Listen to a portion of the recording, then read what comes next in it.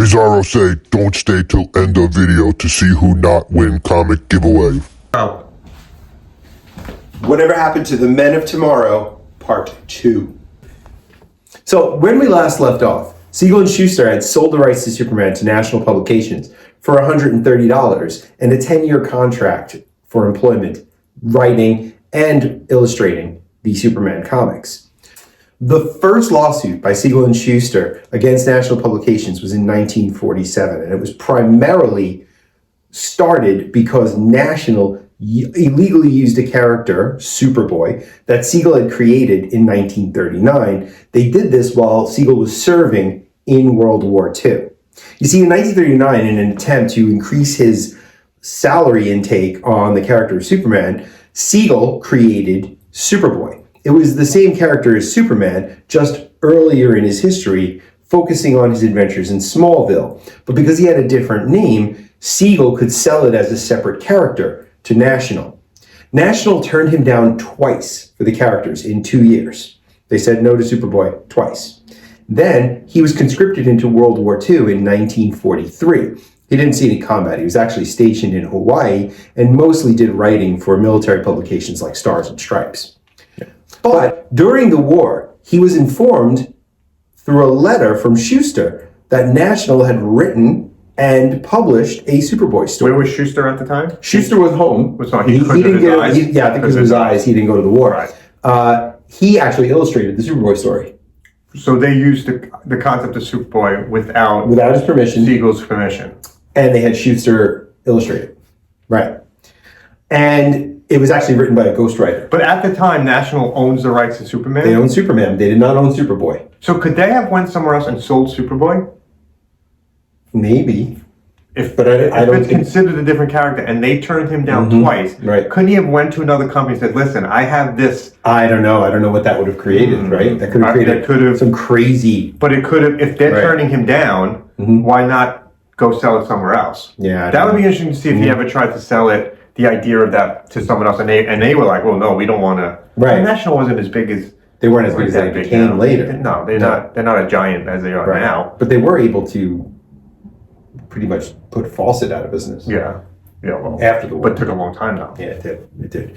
So once the war was over, Siegel and Shuster were approaching the end of their 10-year contract with National. They sued for the annulment of their original contract, claiming that they didn't have legal representation when they signed the first contract. A judge disagreed with them, saying that National did legally purchase Superman and legally owned it, but said that Siegel owned Superboy. That's interesting. So Superboy promptly vanished from publications by National for a little while because they didn't want to pay Siegel for it. And both Siegel and Shuster were fired from National. And before the contract ended? No, right at the end of the contract. And even worse, their byline was removed from Superman and Action Comics. So it used to say Superman created by Jerry Siegel and Joe Shuster in both Action Comics and Superman. That was taken out. So it was like they never existed. Listen, it sucks, but they did make the deal. They made the deal. Right. They made the deal. Right. They couldn't sell Superman to anyone else. As you saw in part one, they had a tough time selling Superman. No one wanted him. Finally sold it. They sold it for a lot cheaper than they should have, but no one knew that Superman was going to be as big as he was. Way of knowing. And if Superman becomes one of those other characters from the Golden Age that no one really knows about now, there would never be a discussion about this. They would never have sued. No, very much. He became way more popular than they could ever have predicted. Yeah. And is that okay though? So in the fact that I make a character, I sell it to a company, oh crap, it's bigger than I thought it was going to be. Yeah, I know. They can't really do it. So we all think that legally you can't. We all think that Siegel and Shuster got robbed, but did they really? Right. And during the war years, Superman began to go through some changes of his own. When they first worked on the character for National, Siegel and Shuster had nearly complete creative freedom. No one was paying attention to anything they did. They could have Superman do anything, and actually some of those early adventures are a little crazy. Yeah, they are. What happens in them, they're a little bit wacky. Until the editorship of the Superman books were handed to a guy named Whitney Ellsworth, an editor in 1940. From 1940 to 1941, when Ellsworth was the editor of both Action and Superman, he began to steer the stories away from their original focus and introduced more colorful and less realistic villains for Superman to fight. It was actually during Ellsworth's tenure that Superman encountered his very first supervillain, which was Lex Luthor. No, the Ultrahumanite. Oh, really? Ultrahumanite that old? Ultrahumanite came before Luthor. At that time, what was he? He was just a mad scientist. He wasn't a gorilla yet. No, he was just a mad scientist. Yeah. And also encountered his most enduring archenemy, Lex Luthor. Who looked just like Superman did originally. Yes, right. In 1941, Ellsworth was replaced as editor by one of the most influential editors in Superman's history and probably in the history of comic books, Mort Weisinger. Mm-hmm. He served as the editor for Superman, except for a brief break during his service in World War II, from 1941 to 1970. Wow. He took Superman through the end of the Golden Age and through almost the entire Silver Age. That's a long time. Right. He was an instrumental figure in crafting the Superman we know today. And Weisinger took the disparate stories, the continuity threads, all the little things that were introduced all over the place but didn't really fit together, and he wove them into a standing mythology for the character of Superman. He introduced more of the character's origins. He clarified the character's origins, which were a little vague early on, and changed a couple times. But it's really the version that Weisinger insisted on that we know. Well, yeah, the dying Krypton, the Jor-El, the scientist nobody's listening to, Lara the mother, and then the Kents, Smallville. So he wasn't an orphan anymore. Right, we didn't raise him in an orphanage at all. Also, under Weisinger's direction, we got introduced to the Phantom Zone, Bizarro, Crypto the Superdog, the Fortress of Solitude, and lots of other stuff that we just think Superman. I think they've always been Superman. Yeah. And they haven't. And Superman's adventures became a lot less earthbound, a lot less bound to the city of Metropolis, and sort of began to edge much more into the science fiction sphere. Well, that's what comics were, though. Right. With him fighting aliens and supervillains. And actually, interestingly enough, even though he became more science fictional, Superman's nickname was changed from the Man of Tomorrow to the Man of Steel. Good. Which was much more militant and in line with his sort of patriotic bend during World War II. Yes, he becomes much more patriotic. Right. So after being fired from National, Siegel and Shuster went to work for their old DC editor, Vin Sullivan, at a company called Magazine Publications. I've never heard of it. Vague name I've ever heard. Magazine. What's the name for the company? We publish magazines. No. Comic book company called Comic Books. Right. That's why our company's going to be called YouTube Videos. YouTube Videos. Right. Buy YouTube Videos. So they created a character called Funny Man, who is actually a parody of superheroes. And actually, in the first issue, they parody all the different Superman clones that had popped up in the wake of Superman's success, rather. It failed to find an audience and was quickly canceled. They got actually a newspaper strip of Funny Man going too. Also failed to find an audience, was quickly canceled. Where was Superboy at this time? Superboy is kind of in limbo. So not publishing anything? Not yet. No, not yet. Where are we right now time-wise? Probably the late 40s, early 1950s, right at this point. And actually, Funny Man would prove to be the last creative collaboration between Siegel and Shuster. Ever? Ever. They never worked on another comic. In the 1940s? They never worked on another. Never would have guessed that they stopped working together that early. They didn't stop working together on lawsuits. I know. But they did stop working together on comic books. Yeah, they stopped. For the next 10 years, Jerry Siegel would struggle to find steady work.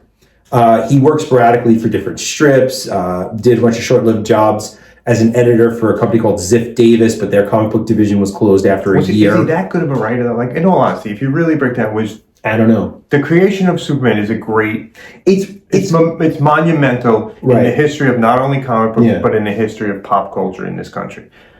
But did he write anything really great? Well, I don't know. And he's trying to be a writer. He's the writer. Yes. He's not doing art at this point yet, right? He does later on. Yeah. But right now, Schuster's doing the art, and he's not having trouble finding work. Yeah. But again, a lot of those Golden Age writers, you can't really say like, oh, they're absolutely great. Like, it's hard to pinpoint because some of those stories were great because they introduced new ideas. Right, but there's no continuity. They're not writing. No. Stories aren't carrying over into multiple issues. They're writing, and in many cases, they're writing short there's multiple short stories in each comic book. Sure, they're all anthologies. Yeah. So it's not, you're not like today where we have stories that go on for Issue after issue crossovers, a lot of them are one shots, or it's a one-off story that you wrote. And are the stories of Superman really that great in the 1940s? They're not great. Entertaining for then, but not. They're not great. Not great. No, we probably wouldn't like them. No. Yeah. I don't think comics become great writing-wise until the 80s.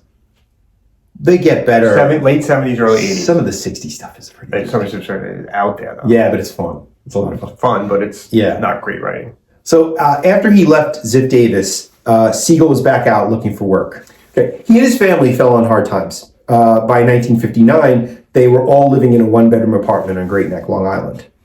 Around this time, Jerry's second wife, he had been married before, and he got remarried. And actually, the woman, his second wife, was the model that Shuster used for Lois Lane. So they knew her before? Yeah, they knew her early on. Okay. Right. She convinced him to try and return to D.C. for writing work. He went to work for D.C. after this for a little while. Okay. What did he write? We'll get to that. Okay. During the 50s, Joe Shuster's fortunes were no better than Siegel's. He struggled to find work. He did some illustrations for horror comics, but his eyesight was slowly failing him, and his jobs became sporadic and very difficult to follow. At one point he was writing. Yeah, he had his head was on the paper while he was drawing. Yeah, and it's difficult actually to determine what he worked on in the 50s, because a lot of times for those smaller comic book companies, the artists and writers weren't given any credit at all. And they got paid nothing. Right, exactly. So comic historian Ted White has identified some of his work appearing in horror anthologies during this time, but other than that, it's really difficult to say what he was working on. There is one project that Shuster worked on in the 1950s that's now permanently linked with his later career. In 1954, an illustrated pornographic paperback series called Knights of Horror was published by an underground company called Makla. 1954? 1954, yeah. Okay. There were a lot of obscenity trials during the 50s of writing stuff and things like that. The stories and drawings depicted various acts of sadomasochism, bondage, domination, and it was clearly drawn by Joe Shuster. When you see the artwork, it is very difficult not to see it and go, oh yeah, that's Joe Shuster's work. So what do you think? Do you think this is Joe Shuster's work? Comment if you think it looks just like Superman from the 1940s. Right. Many of the characters bear a clear resemblance to Superman, Lex Luthor, Lois Lane, Lana Lang, as drawn by Shuster at National Publications. Knights of Horror was seized by the state of New York for being obscene, and any unsold copies were destroyed after it did lose in an obscenity trial. How hard is it to find now? Really, really hard. And is it very valuable now? I honestly don't know. I didn't look up the values of it. Yeah, but I've seen there are PDFs of it online. So I think you can read it online. He's seen PDFs of it online. Maybe. He studied it maybe I looked at a couple. Depthly. This Knights of Horror series actually gained a lot of infamy when it was used as evidence in the trial of a young man named Jack Koslow, who was identified as one of the Brooklyn Thrill Killers. The Brooklyn Thrill Killers were a group of teenage boys who were accused and convicted of beating a man to death and suspected of drowning another man during a rampage during, I believe, one summer in Brooklyn, the summer of 1954. One of the youths, Jack Koslow, mentioned during his trial that he'd been inspired by reading Knights of Horror to do some of the stuff he did. The case was one of the examples used by Frederick Wortham in his book Seduction of the Innocent, which actually led to the hearings that eventually led to Comics Code Authority being created. So, inadvertently, Joe Shuster was present at the creation of another milestone in comic book history, the creation of the Comics Code Authority. Check out our Comics Code Authority hat on our YouTube shop. Absolutely. For the rest of the 1950s, Shuster freelanced for a series of different comic book companies and tried to get an art career going, a fine art career. He wanted to be displayed in galleries as a pop artist like Warhol or Lichtenstein or something like that. He really didn't get much work because, again, his eyesight was worsening and worsening. And his art was getting worse and worse. Worse and worse, yeah. So by 1964, Shuster was living with his mother on Long Island, still struggling to get a fine art career off the ground. A little after this, his eyesight became so bad that he could no longer draw. He got a job as a delivery man, delivering food to offices in Manhattan. And according to Jerry Robinson, who we know, right? Well, we don't know. We know who he is. Right. According to Jerry Robinson, Shuster delivered lunches to the D.C. offices one day, and ended up embarrassing the whole staff because they recognized him. He was called into the CEO's office. He was given $100 and told to go buy a new coat and get a different job. Kind of hard to swallow after you're the guy who made you're literally the guy who made this company. It's pretty bad. The company was built on your back. Yeah. That's probably the low point. That's probably the worst of it. Siegel was in his second tenure as a writer for DC at this point. He wrote a great deal. So he delivered him a sandwich then, basically is what Probably, you're saying. yeah. Hey, I know you. Yeah. We created Superman together. Oh boy. During this time, Siegel wrote a lot for the Legion of Superheroes. Oh, okay. He created the characters Brainiac 5, Matter-Eating Lad, Bouncing Boy, and a lot of other enduring characters. Characters that are still used today. Absolutely. His last story for DC was published in Superman's pal Jimmy Olsen in number 89 in 1965. Wow. So DC owns the rights to Superboy at this time?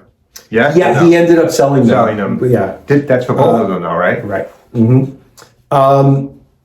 In 1965, DC stopped giving him assignments when it was discovered that he and Shuster were planning yet another lawsuit over the ownership of Superman. The duo lost that lawsuit as well, and their hard times got worse from there. While his creators struggled, Superman was doing better than ever. He had been the star of a popular radio show, the main characters of serials and a movie, and a highly successful television show starring George Reeves, actually one of my favorite versions of Superman. His comics survived the collapse of the Golden Age superheroes. See, near the end of the 1940s, superheroes kind of collapsed, like the popularity after World War II. Yeah, after World War II. And Westerns, horror, romance, a lot of other genres became popular. But after the Comics Code Authority was put in place, superheroes made a big comeback with The Flash. The Flash in Showcase number 4. Beginning the Silver Age. Science fiction-based superheroes now. Right, exactly. So not so much magic, not so much mysticism, more science fiction. Scientists becoming superheroes, right. Aliens being involved a lot more. Green Lantern right. is based from an alien now. Yep. He's not, his weakness isn't wood anymore. Right. It's, the color yellow. Or yellow. No, they got away with that? Yeah, they got away with that. I wasn't sure if he... But back then it was yellow. Like a yellow card. It never made sense to me when I was a kid and Super Friends and his thing was yellow. You beat him with a highlighter. Never made sense. Yeah, I don't get it. So as the decades went on, Superman remained the preeminent superhero in the world, even to people who didn't read comic books. He's known by everyone. Everyone knew Superman. No matter what they read, no matter what they watched, Superman was the superhero. In 1975, Siegel and Shuster discovered that DC Comics' parent company, Warner Brothers, was planning a big-budget Superman movie to kind of bring Superman back to the forefront of popular culture. With the help of Neil Adams, who we've talked about before, and other comic book creators, Jerry and Joe kicked off a publicity campaign to kind of let the world know how badly they had really been treated over the years. In reaction to the bad press, Warner Brothers agreed to pay both men an annual stipend of $20,000 a year, which was later raised to $30,000 a year. Even more important than the money was the fact that DC reinstated the byline in the comics that read Superman created by Jerry Siegel and Joe Shuster, and that appeared in the opening credits of the 1978 Superman movie starring Christopher Reeve, which is also another awesome version of the character. Life-changing for kids. It's our first Our superhero movie. Sure. 1978, I go to see that movie with my grandfather, and it is unbelievable to see Superman on screen. So good. Unbelievable. And it's such a great version of the character. Like, Christopher Reeve captured so many things about that character that are so important. And he played Clark Kent perfectly. He did. Really I don't think anyone has played Clark Kent as well as Christopher Reeves. Absolutely not. And this credit, by the way, introduced a whole new generation of comic book fans to Siegel and Shuster, who by this point had kind of been forgotten. But again, we hold comic book creators like this, Siegel and Shuster and all the other ones from the Golden Age, we hold them in high regards now. But there was a long time where they were forgotten. No one even knew their names. Right. Not only that, but their success in this publicity campaign showed comic creators that they could succeed against the companies in fighting for recognition. And also, people like Neil Adams, after this, started to trumpet creator-owned properties more, saying that, people really should go more to the independents in order to avoid what happens to people when they work for DC and Marvel. Because a lot of times, even today, things that people create for DC and Marvel don't end up being their own property. They're the property of the company, which is fine and understandable. But it has to be acknowledged at least that these people created it, you know? And this also leads to more bylines too. So more absolutely. creators get by. Yes. Bob Kane gets the byline for Batman, and more creators start getting recognition for the characters they created. Sure. And I would say there might be a direct line between Siegel and Shuster doing this and the creation of Image Comics in the early 90s. Definitely. So once again, Siegel and Shuster are present at a big moment, or at least influential, in a big moment in comic book history. Now, there's a lot of sadness and injustice in the story of Jerry and Joe, especially considering the immense contribution they made to a field we all love so dearly. It would be easy to focus on sort of the negativity of the story and think that the comic books were, you know, ruining people's lives or something. But I choose not to think about that. I choose to focus more on being grateful that these two men created something that pushed an art form forward that I love and that you love and that so many people probably watching this love. So we really should look back on the story of Jerry Siegel and Joe Shuster as both a cautionary tale of watching out for the things we create and be careful to not let YouTube control. Oh, sorry.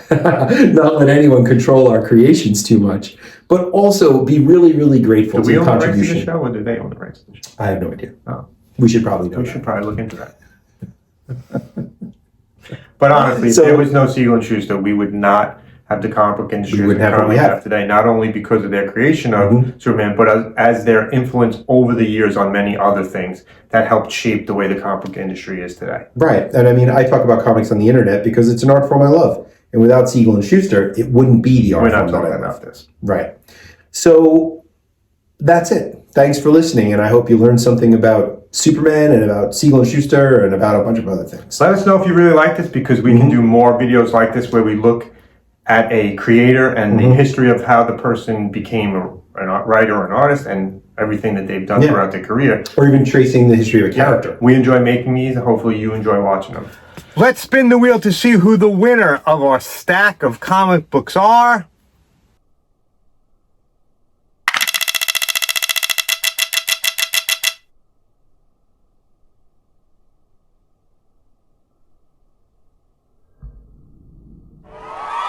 Congratulations, ERD9988. Just email us at